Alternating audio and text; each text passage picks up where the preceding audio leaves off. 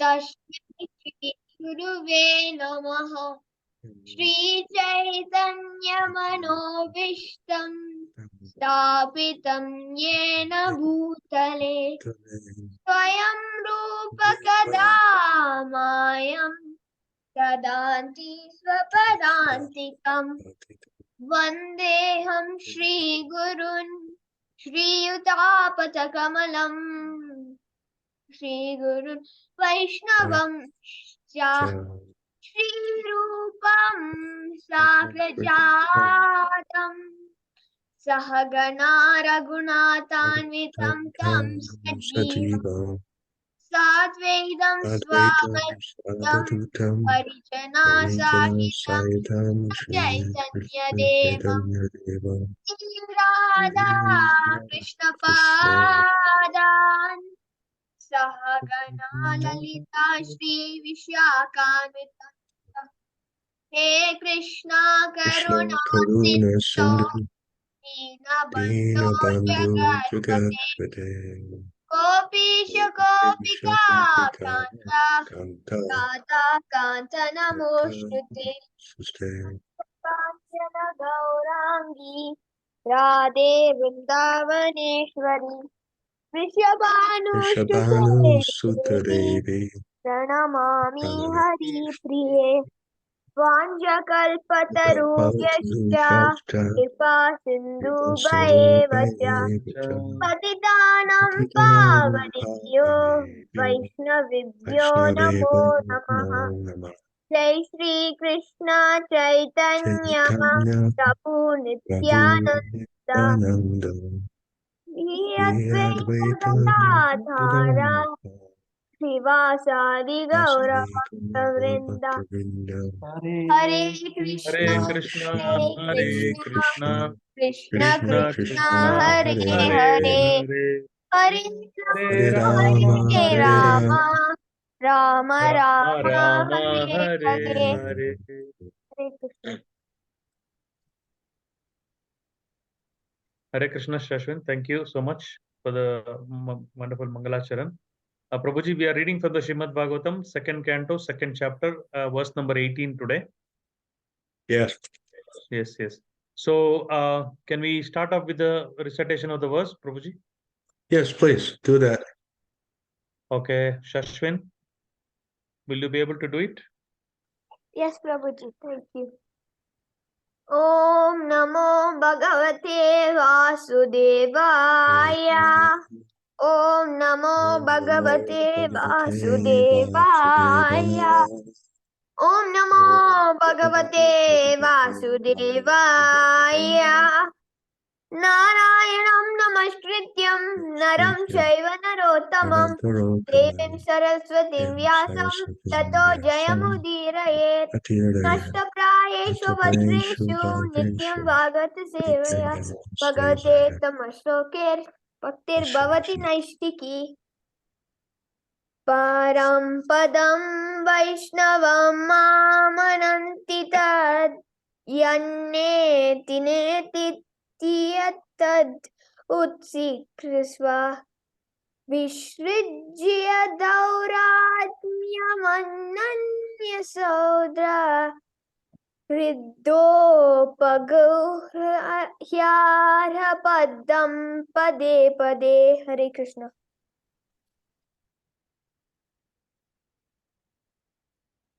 Hare Krishna. Thank you, Shashwin. Prabhuji, we do the translation and purport as well? Yes, and let's do the word for word also, please. Okay, okay. I will do the word to word. Param, the supreme. Supreme. Padam, situation. Vaishnavam, in relation with personality of Godhead. Godhead. Amananti, do Nanti. they know? Do they know? Tat, that. Tat. That. Yat, which. Yet, which. Naiti. Naiti. Not this. Not this. Naiti. Naiti. Not this. This. Iti. Iti. Thus. Atat, godless. Atat. godless. Utsisrikshva, Uchishrikapashava. those who desire to Those who avoid. desire to avoid. Visrijya, Ishta. giving it up Giving it up completely. completely. Dauratmayam, Dauratyam. Perplexities. perplexities. Ananya, Nanya.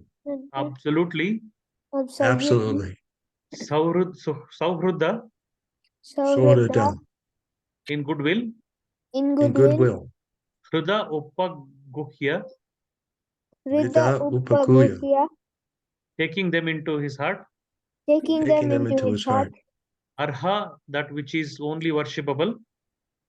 Arha, that is only worshipable. Padam, Adam. lotus Padam, feet. Lotus feet. Pade pade, Pade Pade pade, pade. at every moment. free movement. Translation: the transcendentalists desire to avoid everything godless, for they know that supreme situation in which everything is related with the Supreme Lord Vishnu. Therefore, a pure devotee who is in absolute harmony with the Lord does not create perplexities, but worships the lotus feet of the Lord at every moment, taking them into his heart. Would anyone like to read the purport? Hare Krishna. Yeah, why don't we take turns? Long purport. A long purport, yes. Okay, I can start and then I will hand it over to someone who can take it up. Purport by His Divine Grace, A.C. Bhaktivedanta Swami Prabhupada ki jai. In the Bhagavad Gita, Madhama, my abode, is mentioned several times. And according to the version of the Supreme Personality of Godhead, Sri Krishna, there exists the unlimited spiritual sky wherein the planets are called Vaikunthas, or the abode of Personality of Godhead. In the sky, which is far, far beyond the material sky and its sevenfold coverings, there is no need of the sun or the moon, nor is there a necessity of electricity for illumination. Because the planets are self-illuminating and more brilliant than the material suns, pure devotees of the Lord are absolutely in harmony with the personality of Godhead. Or in other words, they always think of the Lord as their only dependable friend and well-wisher. They do not care for any mundane creature up to the status of Brahma, the Lord of the universe. Only they can definitely have a clear vision of the Vaikuntha planets. Such pure devotees, being perfectly directed by the Supreme Lord, do not create any artificial perplexity in the matter of transcendental understanding by wasting time in discussing what is Brahman and what is non-Brahman or Maya, nor do they falsely think of themselves as one with the Lord, or argue that there is no existence of the Lord separately, or that there is no God at all, or that living entities are themselves God, or that when God incarnates himself, he assumes the material body. Nor do they concern themselves with many obscure speculative theories, which are in actuality so many stumbling blocks on the path of transcendental understanding. Apart from the class of impersonalists or non-devotees, there are also classes who pose themselves as devotees of the Lord, but at heart maintain the idea of salvation by becoming one with the impersonal Brahman. They wrongly manufacture their own way of devotional service by open debauchery and mislead others who are simpletons or debauchees like themselves. All these non-devotees are devotees are and devotees are, according to the Vishnu Vishwanatha Chakravarti, Duratmas are crooked souls in the dress of Mahatmas or great souls. Such non-devotees and devotees are completely excluded from the list of transcendentalists by the presentation of this particular verse by Shukadeva Goswami. Hare Krishna. Anyone wants to take up the yes, Prabhu. Hare Krishna. Before we go any further, does anyone have any thoughts or questions about what we just heard? There was a lot there. Yeah. Sorry, Prabhuji. Sorry, I'm lost. Can you tell me which verse we are reading today? Sorry. 2.2.18, Mataji. Thank you, Prabhuji. Thank you. Yes, Prabhuji. I think Prabhupada in the purport has given different types of people who have different concepts of God or impersonal Brahman, or they themselves are God. So that those are the nice points what I thought that Prabhupada has elaborated on different types of people who have different conceptions of God or godlessness or Brahman, or they themselves are gods or no God. So that point was striking to me. Yes, thank you. Thank you. What especially caught my attention was in the beginning, the description of the spiritual sky and spiritual planets. Very amazing. If nothing else, we can carry on. Can I continue, Prabhuji? Is it Yes, Mataji. So the Vaikuntha planet there? Yes, yes, yes. Yeah. Okay, thank you, thank you. So the Vaikuntha planets are factually the supreme residential places called the Paramdhama. The impersonal Brahma Jyoti is also called the Paramdhama due to its being the rays of the Vaikuntha planet, and as the sun rays are the rays of the sun. In the Bhagavad Gita 14.27, it is clearly said that the impersonal Brahma Jyoti rests on the persons of the Lord, and because everything rests on the Brahma Jyoti directly and indirectly, everything is generated from the Lord. Everything rests on him, and after annihilation, everything is merged in him only. Therefore, nothing is independent of him. A pure devotee of the Lord no longer wastes valuable time in discriminating the Brahman from non-Brahman, because he knows perfectly well that the Lord Parabrahman, by his Brahman energy, is interwoven in everything. And thus everything is looked upon by a devotee as a property of the Lord. The devotee tries to engage everything in his service and does not create perplexities by falsely loading it over the creation of the Lord. He is so faithful that he engages himself as well as everything else in the transcendental loving service of the Lord. In everything, the devotee sees the Lord, and he sees everything in the Lord. The specific disturbance created by a duratma or crooked soul is due to his maintaining that the transcendental form of the Lord is something material. Hare Krishna. Very nice purport, Prabhuji. Thank you. And what caught your attention about the purport, Mataji? Yes, what That caught my part of attention, it? Prabhuji, is that Yeah, that so we think sometimes that some people take the Lord to be impersonal. So even if we see the sun, it's giving the analogy here. When the Brahman is the effulgence of the sun, it's like Bhagavan is a sun planet himself, and then the Paramatma is a sun disk, and the Brahman is a sun rays. So even if somebody is praying to the impersonal, to the sun rays, still he's praying to the Bhagavan himself. So the non-devotees think that the Lord has not got a form, that the Lord is formless, and so they praise to the effulgence, to the light. Many people meditate on the light, but what is here?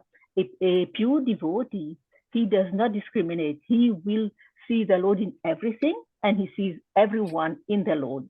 And so what he does, he uses everything that in his possession, even his own body, his energy, his capacities, his wealth, and everything in the service of the Lord only.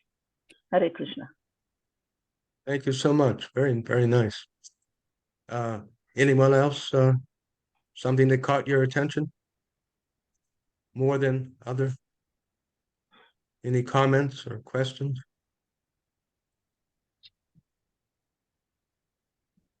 Om Gyanatimurandasya Ganangana Shalakaya Takshud Anamitam Dina Tasmai Shri Gurave Namah Panchakalpaturvasta Kripa Sindhu Bacha Petitanan Pavanebhyo Vaishnavebho Namo Namaha.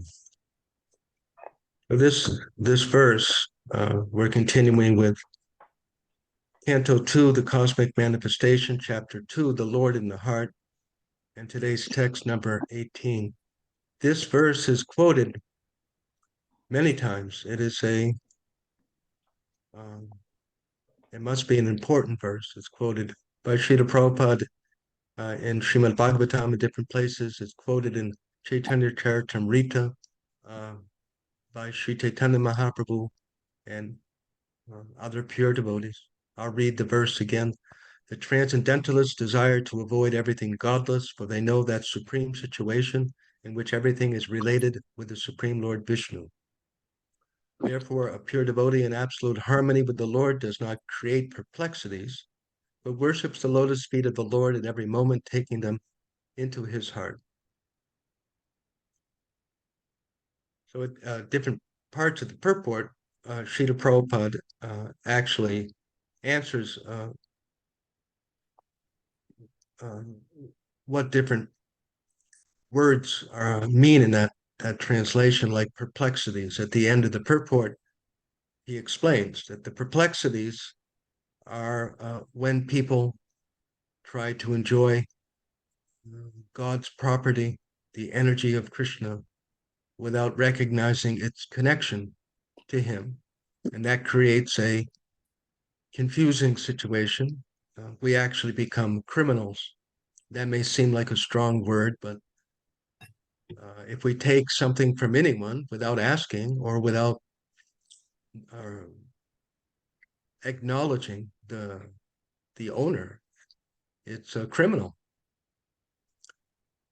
At least, even if you have a next door neighbor, you borrow something, some pail, some bucket, very soon, if not immediately, you should thank them. Oh, I borrowed this for a few minutes, or can I borrow it?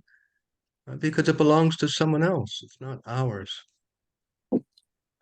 And if we do that too much, then we get put in jail, isn't it? You go into the store, you just take something. We can end up in jail. So perplexities, and the opposite of perplexities in this context is to be awake. Srila Prabhupada occasionally would say Krishna consciousness means being awake as compared to being asleep or intoxicated. So when we souls are awake, aware of aware of reality, then we are Krishna conscious. As we have discussed before, and as Lord Chaitanya Mahaprabhu points out to us, Krishna consciousness is not something artificial that we're trying to just kind of bend our head around and somehow force ourselves to do it. Maybe in the beginning, a little bit. It seems like that sometimes. But really, it's just a matter of awakening. It's so simple. Something I like about this is just such a simple thing in principle. Someone is, the example, they have amnesia, they've forgotten everything, and gradually they wake up. No one has to tell them anything. They know, oh, yeah, this is my father, this is my job.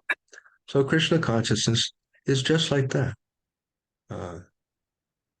Everything is the energy of Krishna. I want to read those verses from the 9th chapter, which are, is it 9th chapter? 9th chapter, which where Lord Krishna explains exactly this, that everything is his energy, and he is within everything, and he is also outside of everything.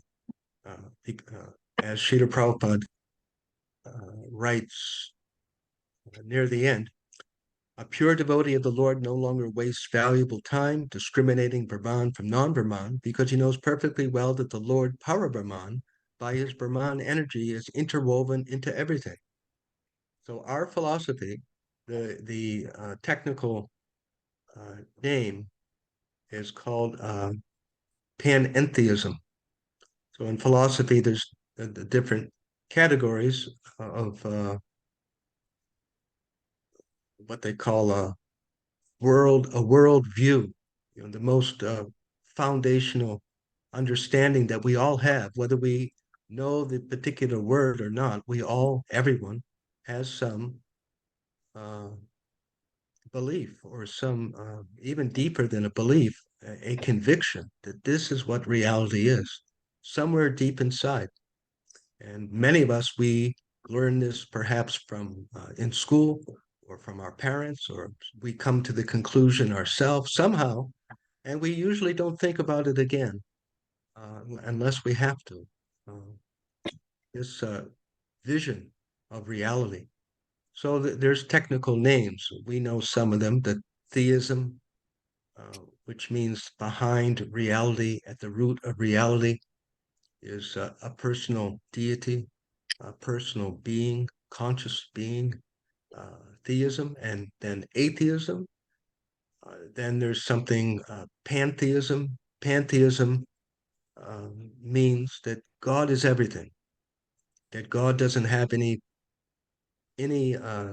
special uh, existence beyond everything. The the sun is God, the water is God, the mouse, the rat, the hyena, the food, everything is God, and that's it. That's uh, pantheism, and which is impersonal, of course. And then there's another category. It's called panentheism, and this is our Vaishnava religious view that yes, everything is the energy of God, and he is also separate, exactly like a cow in nature. The cow is there, and it gives milk, and so we have the milk, and then over there is the cow, and they're actually the same. The milk is the cow uh, because it is of the cow. It's come from the cow's body, but it's not the whole cow. When we have the cup of milk, uh, we don't have the cow in the cup. We could not hold it. So this is the more accurate understanding of God and God's energy. It is true. The milk is the cow, the energy of the cow, but it's not the whole cow. Very simple. Same thing, the sun, the mouse, the hyena, the food, the computer, cell phone. It is the energy of God. And he has his separate existence, completely independent and untouched. When we drink, right, isn't it? When we drink, well, we offer to Krishna. Then we drink the milk, the cow is still there. Cow hasn't disappeared. So everything, this whole planet that we're sitting on, it could be, and it will, annihilated, removed, crumpled up into a ball and thrown away. But Krishna would still exist because his separate existence is transcendental. So he describes this in Bhagavad Gita, uh, ninth chapter, seventh chapter, ninth chapter, 10th chapter. The whole Srimad Bhagavatam is about this panentheism, how God is everywhere. The energy is him in a certain way, but it's not the full Krishna. So in Bhagavad Gita, chapter 9, it's good to hear this. Lord Krishna does a much better job than I do. That's for sure. So text 4. Maya tatam idam sarvam jagadavyakta murtina matstani sarvabhutani na chaham teshu avashtita. By me, in my unmanifested form, this entire universe is pervaded. All beings are in me, but I am not in them. And text 5. Na cha mat stani bhutani paschime yogam aishvaryam bhutabrin na cha bhutasto mamatma bhutabhavan. And yet everything that is created does not rest in me. Behold my mystic opulence. Although I am the maintainer of all living entities, and although I am everywhere, I am not a part of this cosmic manifestation. For myself is the very source of creation. So this is a very useful verse. We may not often have the opportunity that I'm going to tell, but if somehow we meet with someone who's familiar with the Vedas, Hinduism, Bhagavad Gita, And they have this idea that everything is God. I forget the name of the groups, but there's certain like the followers. There's some prominent Hindu saints, and many of them, their philosophy is that everything is God. I'm God, you're God. The goat is God. So therefore, what difference does it make if I eat the cow? God outside or God in my stomach, what's the difference? They actually think like this. Very convenient, isn't it? But it's also very, we don't want to unnecessarily disrespect anyone, but it's obviously ludicrous. It's just silly idea. But somehow some people accept it. But so then this verse, Bhagavad Gita is such famous spiritual scripture in India and even outside of India. Bhagavad Gita, everyone knows this is the main source of Hindu spirituality, one of the most. So here, Lord Krishna says, and yet everything that is created does not rest in me. Behold my mystic opulence. So in the Sanskrit, this is the thing. Yogam Aishvaryam, inconceivable mystic power, and uh, and we see this, even as we were talking about the cow and the milk. Two things can be true at the same time. This is sometimes we can remind ourselves and we can remind other people that two things can be true at the same time. When we say that uh, uh, an orange has an orange color, that's true. It's also round. It also is juicy. And there are many things that we can say about it that are true. And they're all true at the same time. One does not cancel the other thing. Um, so Krishna or God, the Supreme Personality of Godhead, um, he, the very meaning is he has inconceivable abilities. And so he can manifest energies from him. He does manifest different energies, his internal energy, marginal energy, external energy. And he keeps his transcendental form of Krishna, of Govinda in Goloka Vrindavan, as Lord Vishnu in Vaikuntha, unaffected by the energies that come from him. Even in this world, a prime minister or the owner or chief executive officer of big companies. We have the Scindia shipping lines and Evergreen shipping lines and Tata, the big industrialist uh, conglomeration. It has many different lines of businesses. But that family or the Burles, they may be just somewhere on vacation, isn't it? They are ultimately responsible. They or their relatives founded the huge company, but they're not directly, usually, they don't have to be doing everything themselves. So we see that even humans on this planet, they can be like this. Um, and so Krishna or God is of course has this ability that he can be in Goloka Vrindavan simply uh, exchanging and loving affairs. Lord Mahavishnu is laying on the causal ocean, and he's not doing anything. He's not busy getting up at 6:30 in the morning, taking bath and going to work, and so many busy things at the workday. No, he's simply in mystic transcendental bliss. Ishvara Parama Krishna Satchidananda Vigraha. And everything is going on by his arrangement. So this is, behold my mystic opulence. Although I'm the maintainer of all living entities, and although I am everywhere, I'm not a part of this cosmic manifestation. So I'll read just a little bit of the purport.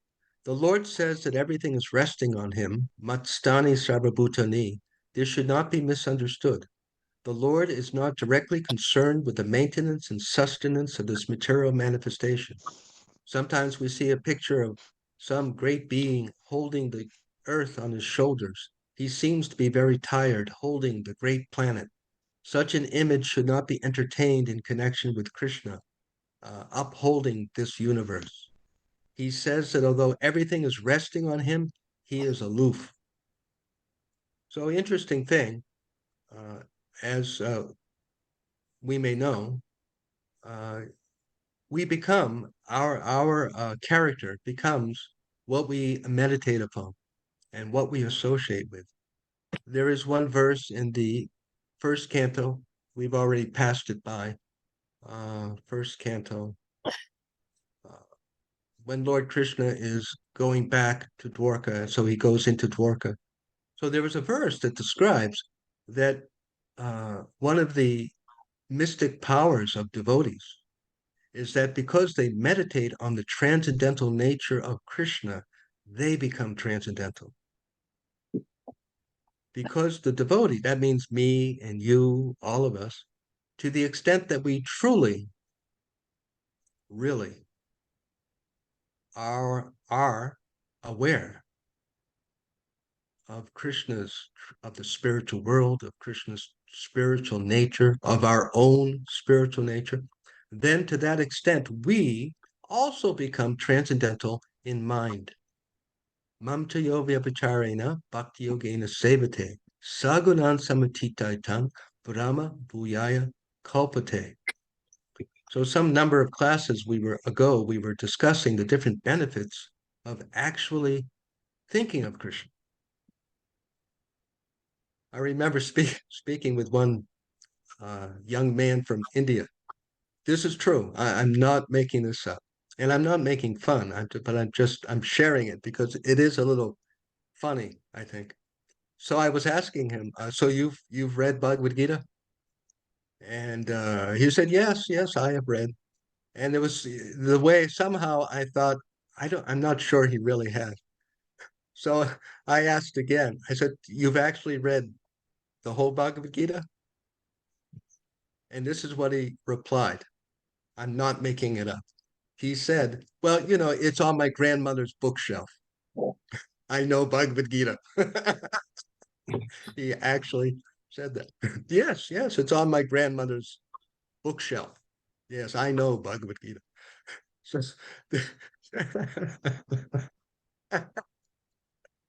it's amazing that he would even say such a thing. So, of course, this is not knowing Bhagavad Gita. Well, my grandfather, he's a pundit. Well, that's nice, but do you actually think about Bhagavad Gita? No, or maybe yes. So, this is the difference between what's called form and substance. It really doesn't matter from one perspective, the tilak or the different religious dress. It doesn't matter whether the Christian, the Parsi, the Zoroastrian, the Jew, the Hare Krishna. How much are me really thinking about Krishna?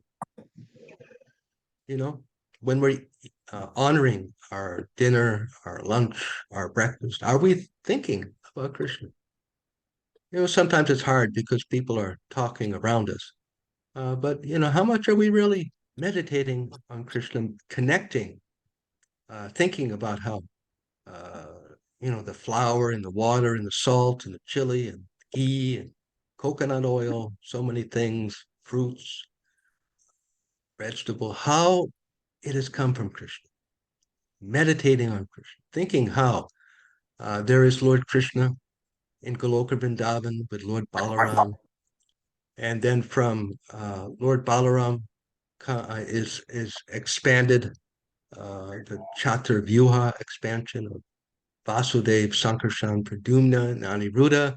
And from there's an expansion of Lord Narayan, and then another expansion of the Chaturvyuha. And from that Chaturvyuha, there's another expansion of Narayan. And from that Narayan comes Mahasankarshan. And from Mahasankarshan is expanded Karanadakshay Vishnu. So this is where connecting, the dots from Lord Krishna, Lord Balaram, the Chaturvyuha, Mahasankarshan, Karanadakshay Vishnu. So what important manifestation comes from Lord Mahavishnu? Who has heard that? Who knows that? So from that expansion of Lord of Mahavishnu, what comes from that? From he? Garbhodakshay Vishnu. Who? Garbhodakshay Vishnu. Eventually, but something happens in between. First thing. Come on, someone knows. I'll give you a hint, like so many soap bubbles. So many soap bubbles coming. He's What comes breathing. from? He's breathing, Huh? and he breathes and agitates Breeze and agitates. and then what happens? He breathes out We wouldn't be universes here. from. Yes. I won't ask if you looked it up. I don't think so. But yes, innumerable universes, right? Coming from the pores. From our pores comes sweat.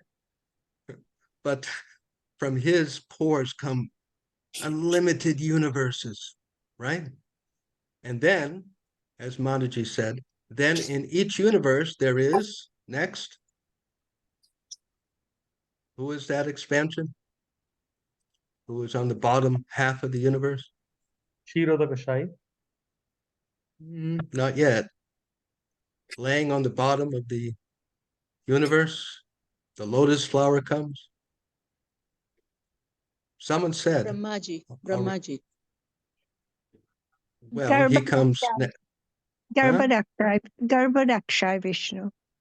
Yes, Garbhodakshay Vishnu. So from Lord Mahavishnu comes all the universes. Then on top of the Garbhodak ocean, we have Lord Garbhodakshay Vishnu. It's all Lord Vishnu, but different names because of different activities. And then, yes, then from where comes Lord Brahma? So From the navel of Garbhodakshay Vishnu. But not just the navel. There's something There's on a top. stem. There's a stem. Yes, the lotus. And then in the stem there is the 14 planetary system. Yes, very good. So now we are all, being reminded of this very real connection. So Lord Mahavishnu, all the universes, Garbhodakshay Vishnu, then the lotus flower on top, and then inside are the different planetary systems, and that Lord Brahma and Lord Kshirodakshay Vishnu is there, as was mentioned by Arya Govinda Prabhu, who is within all the different atoms. And then Lord Brahma, he creates with the demigods all the planets. And then here we are, sitting in Kenya or England or wherever we are. And everything that we're looking at, isn't it? Our phones, the computer screen, we're sitting wherever we're sitting, on the couch, the chair, the floor. It's all the energy of Krishna. Ultimately, starting with Lord Krishna in Goloka Vrindavan. And he has nothing to do with all that. We cannot, I cannot fully understand. I mean, think about Lord Mahavishnu.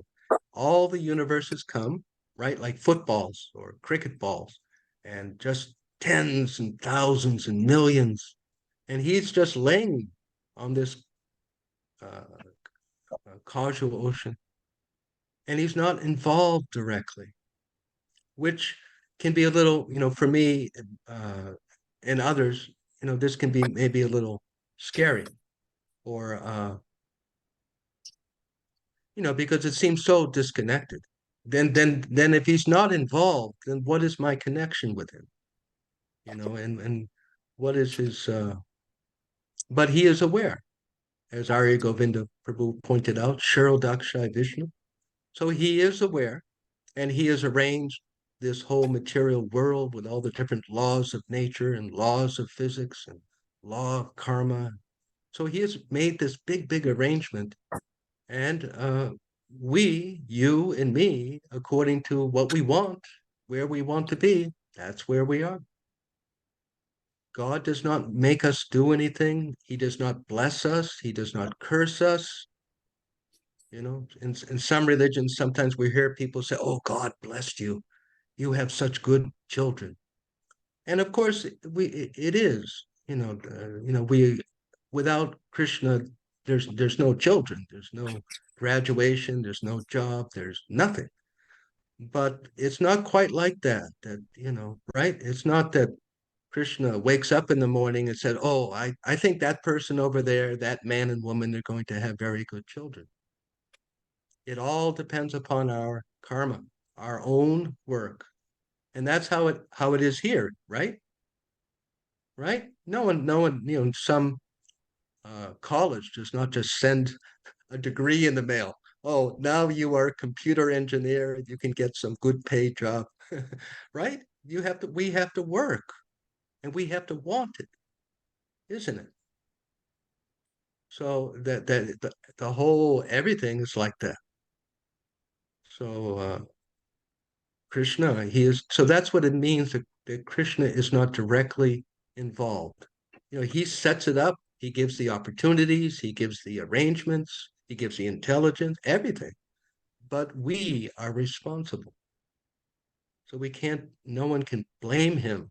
Oh, I don't have this, or of course we should always be grateful, but I give thanks to God that I have what I have, and I also know that it is because of my own work, that's why we have some credit.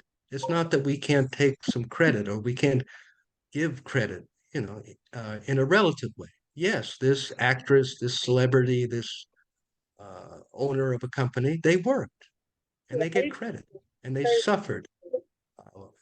They did what they had to do with the help of God. Does anyone have any questions about what we've discussed so far? How about you? What is that? Anything? Any comments? So a very powerful purport, and the text describing all about the spiritual world and how everything is Krishna, how everything is connected to him, and how the devotee, what makes a devotee is this awareness. And as Arya Govinda Prabhu pointed out earlier, the thing that caught his attention, one thing, was how there are different people, the impersonalists and different types of spiritualists. They have their views, and they may be partially true. But the devotee of the Lord is a panentheist, and we are meant to understand, what we've discussed, the energy of Krishna and Krishna himself, and then live that. We practice living in that vision. It's not that God is only in the church. It's not that we can only be religious or spiritual if we live in a temple or a mosque or wherever it may be, cave, hardware, what is it, Badarakashram. No, right now, this very second, we can be so Krishna conscious. So we can feel, that's what I really meant to say, we can feel our connection by connecting the dots. We're laying in bed, we have some blanket, we can connect the dots. How does this blanket come from Krishna? Whatever it may be. So one thing that crossed my mind as I was reading this today's text in purport. The beginning, I mentioned at the beginning how it discusses about the spiritual world. In the Bhagavad Gita, Madham, my abode, is mentioned several times, and according to the version of the Supreme Personality of Godhead, Sri Krishna, there exists the unlimited spiritual sky. The planets are called Vaikunthas, or the abode of Krishna.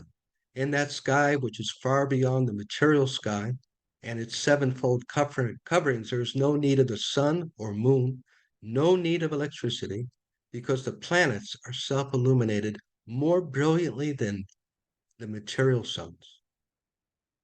The pure devotees are absolutely in harmony with the personality of Godhead as their only dependable friend and well-wisher.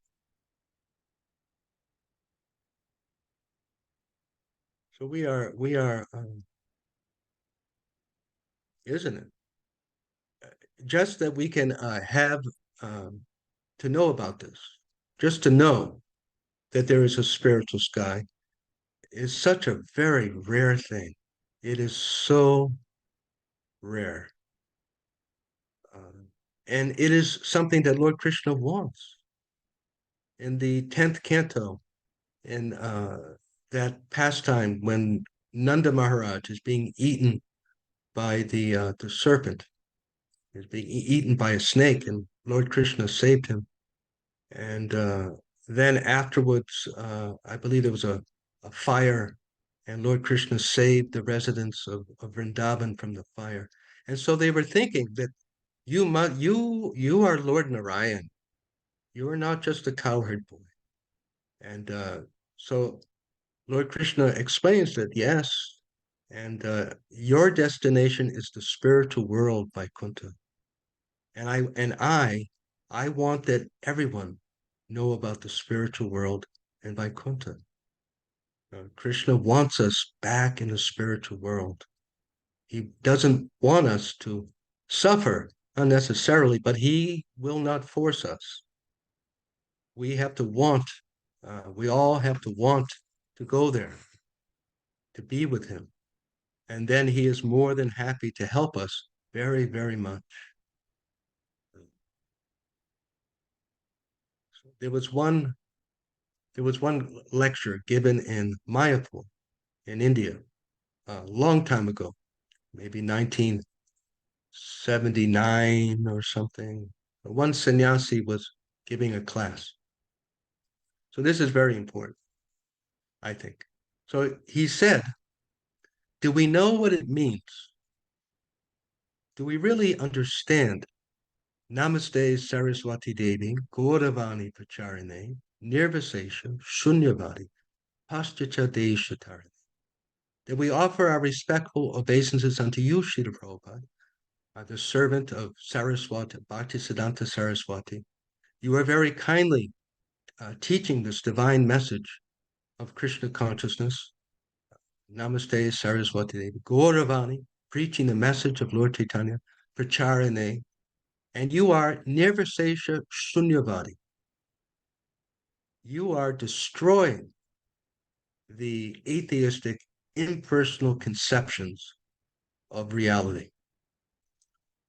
These atheism and voidism, they ruin us. They destroy the good life that's possible.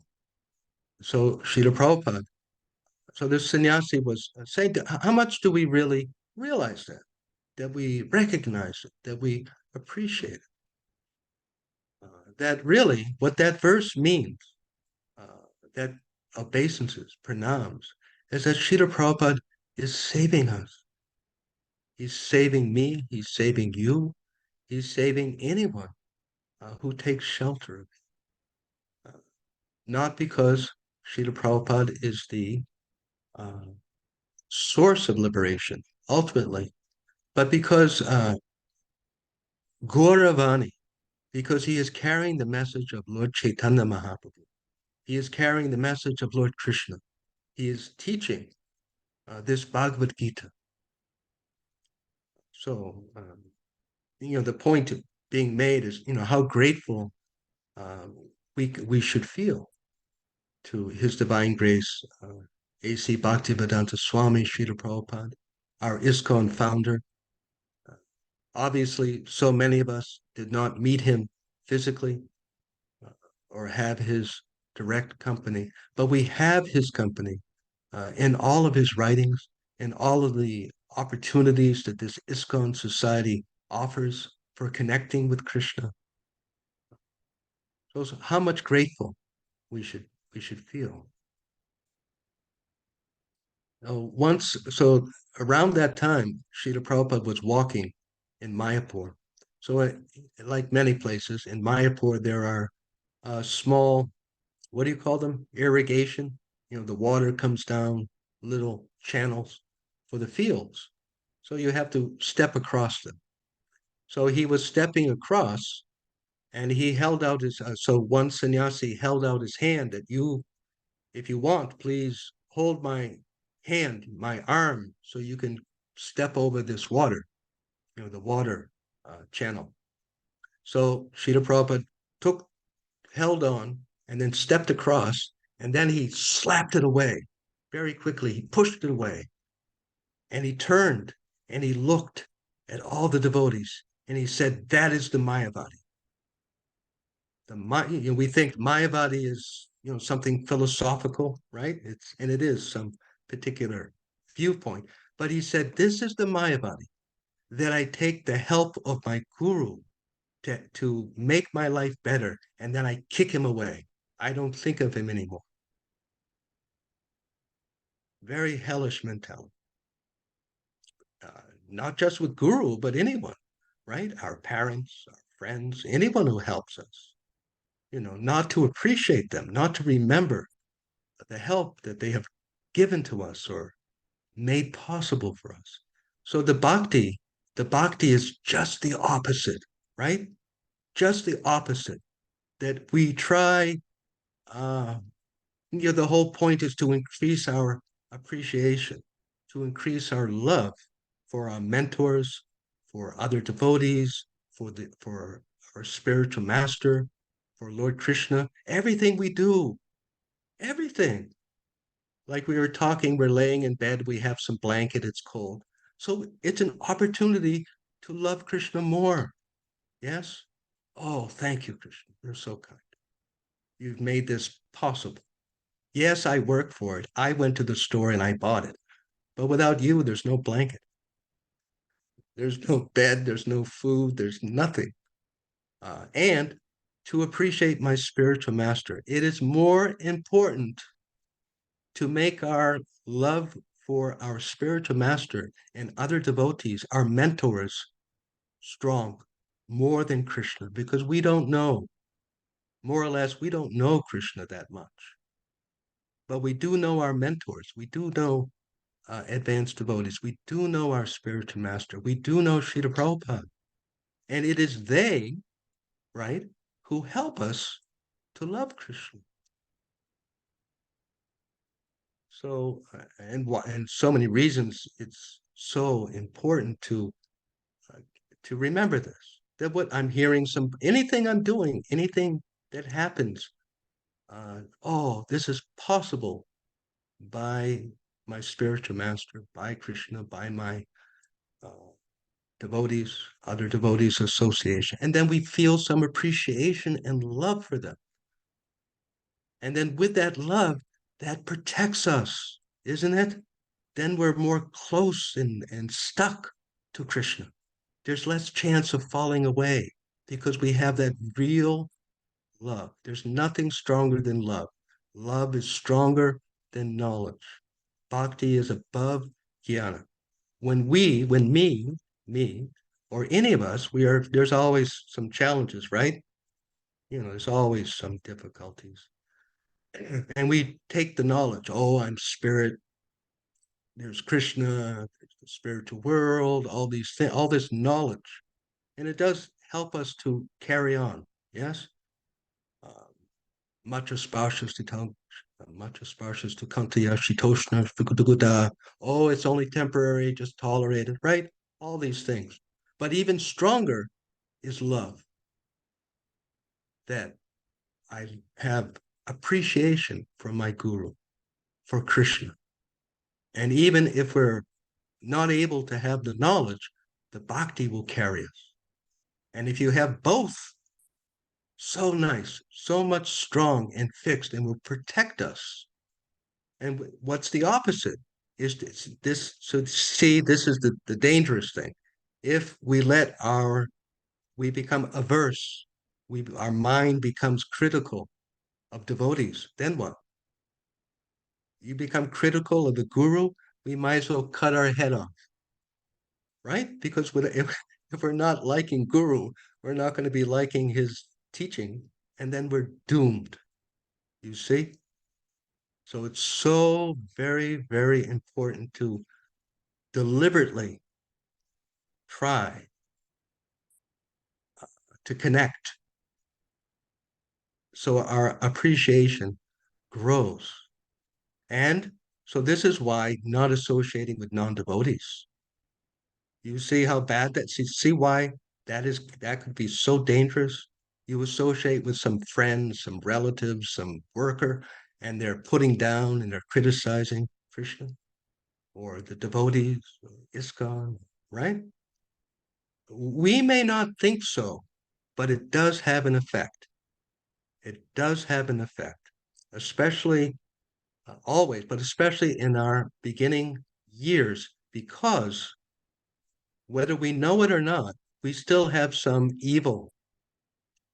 We may not want to think about that, but we all have some darkness in our heart. There is some part of our minds that wishes we could get away from Krishna.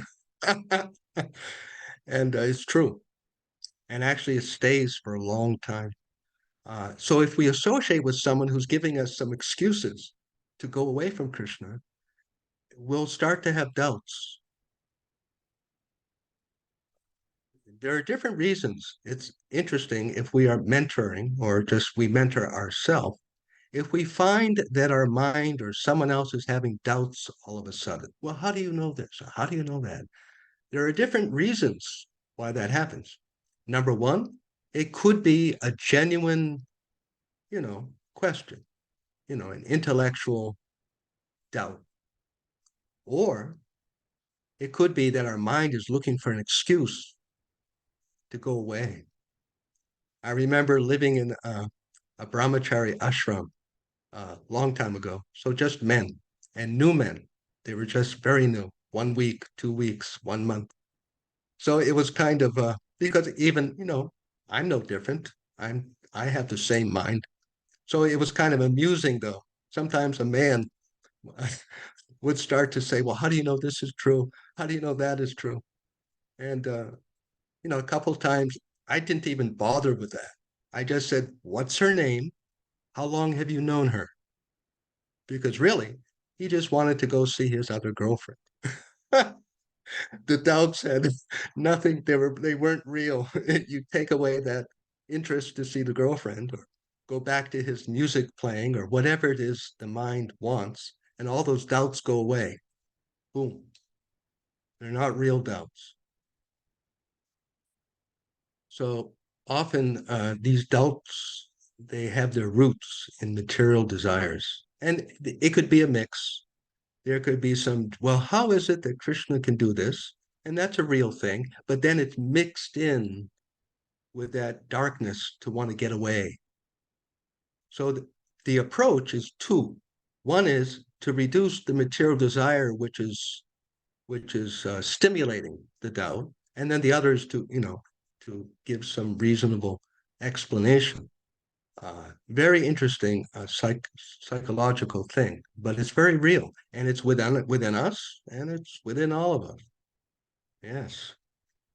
So therefore, we try to minimize as best as we can the association of non-devotees, those who don't like Krishna, those who don't want to be with Krishna, because it's infectious. It's said that even a very, very advanced devotee can fall away if they keep hearing again and again criticism. And also, it's offensive. If we suppose you're at work and some couple of people are saying bad things, and we don't go away, if we don't go away, then Krishna will start to think, oh, do you like it? Why are you staying there? Why aren't you moving to some other place to eat your meal? You must like it. Oh, you don't like me? Oh, okay. If that's what you want, I will help you to go away from me. It's a sin, to the extent that we willfully do it. Sometimes we can't avoid it, but it's an important point. Yes. So we should stop here. Any questions or discussion?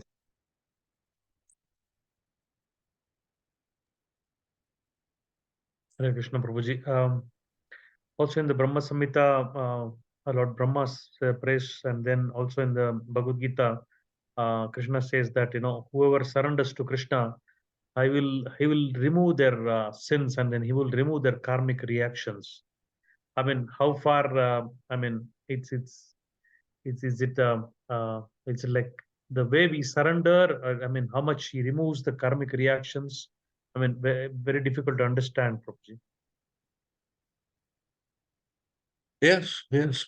He can mystically reduce them, Krishna. He can just, like a governor, he pardons the prisoner and the prisoner leaves. That's it. So Krishna can do that.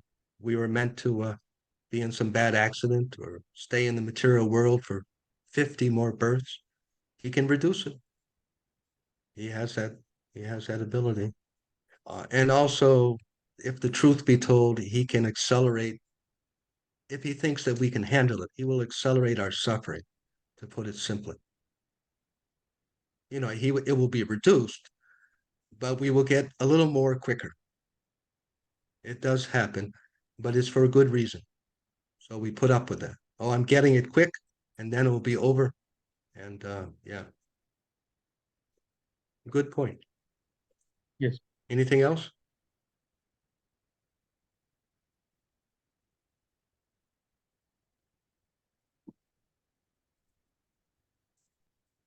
If there are no other points of discussions, um, can I request Prasanatma Prabhu are in a position to close the session?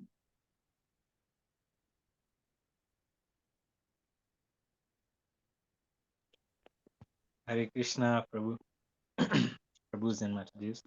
Danvat pronounced to Dina Sharana, Prabhu. Thank you, Prabhu, for the wonderful class.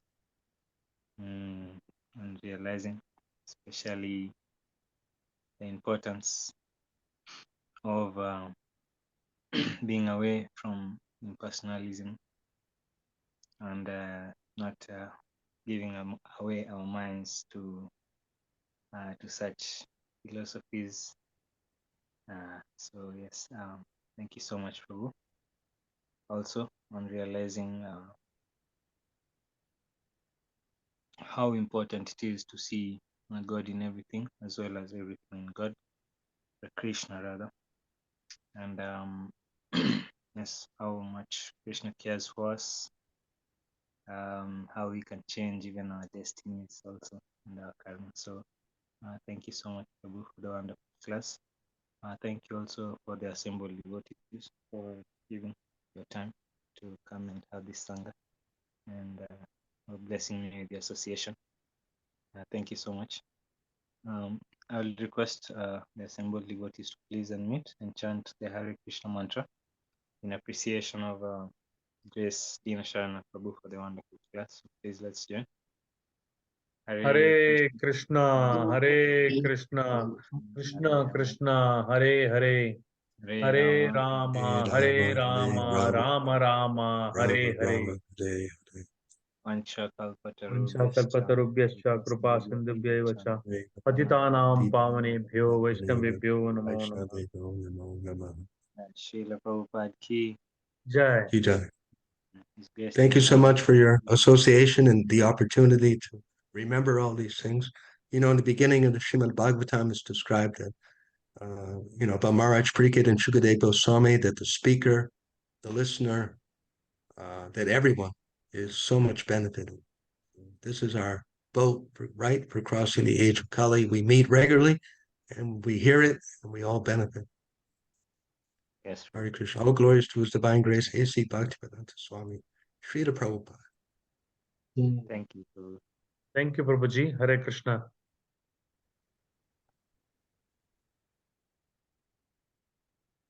Hare Krishna. Hare Krishna.